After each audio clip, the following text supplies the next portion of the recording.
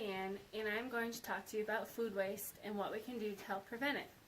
First off, should anyone know that according to EPA.gov/food recovery, about 35 million tons of food waste reach incinerators and landfills each year in the United States?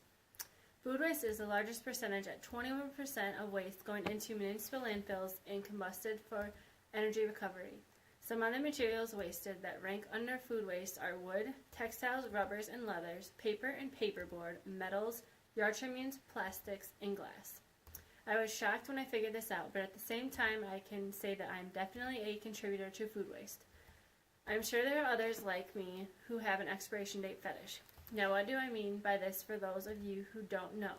When I say I have an expiration fetish on food, I mean that if I see that the date on the food product is past the current date, I will throw that food in the trash. Even if it doesn't smell bad or look bad, I will instantly pitch it.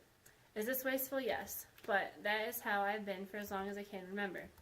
Now some things that I would throw away, for example, would be this whipped cream, which is from 3 months ago, this hummus, which is from a week ago, Bailey's creamer, 3 days ago, and this ranch, which is from 6 months ago. All in the trash just because the expiration date is past the current date. But luckily, I can say I have gotten progressively better with this habit because of my English 1100 class that was focused around food at Western Michigan University. Now, I don't know about anyone else's grandparents or great-grandparents, but if they knew I wasted so much food, they would probably beat me for it. My great-grandparents didn't believe in wasting anything. If you had any leftovers, you either ate them or you used them to make something else. Even today, I still catch my grandma trying to make things to eat with food items from 5 years ago, like mayo. What can we do to stop food waste? Several ideas come to mind, like using the food that would have been sent to the landfill for animals like pigs, feeding people, industrial uses like using the oils and grease to produce biofuel, or composting using the food waste to make rich soil. Since I am going into the field of education, I want to start by preventing food waste in the schools. Programs for preventing food waste in schools have already been started in some schools. Who wastes food in schools and what is wasted? Younger children usually will waste more food than older children because they don't have the luxury of options. Older children get to pick things they like to eat, so they will be more likely to actually finish what they have, while younger children usually don't get much of a choice when it comes to what they get to eat. While I was interning out of school, I don't know how many items I saw be thrown away when children only had 1 or 2 bites of them. This was at breakfast time, by the way. And milk, don't even get me started on milk.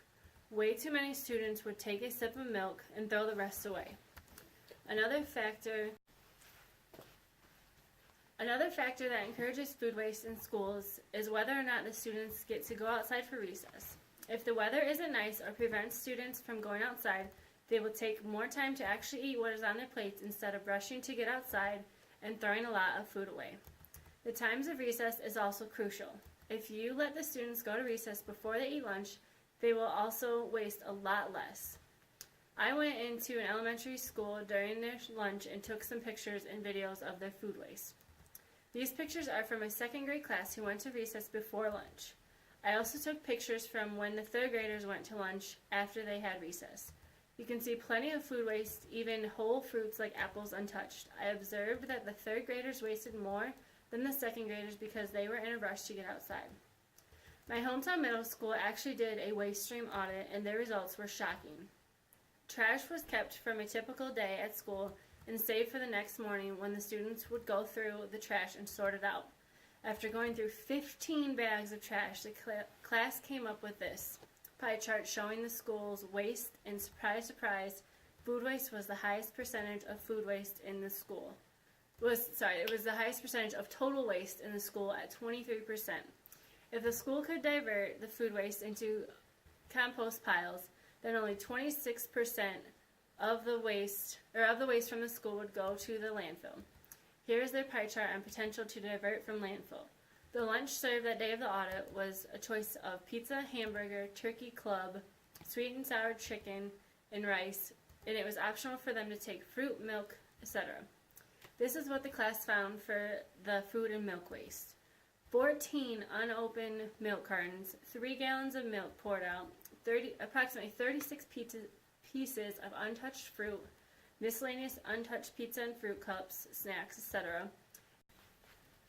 92 pounds of partially eaten food waste thrown out, including a large foil pan of macaroni and cheese. Food waste was 50% of the waste stream at this school. Finally, food waste also occurs in schools because too much food is made and or bought and goes bad before we can use it. But wait, we can stop this. You can get in touch with your local food pantry, senior citizen shelter, food bank, homeless shelter, soup kitchen, or any other place that takes food donations, and we can donate that food so it will be used to help feed others who need it. We can make a difference. We can make a difference and lessen our food waste if we make a conscious effort, but that is up to you. Will you help out? Thank you.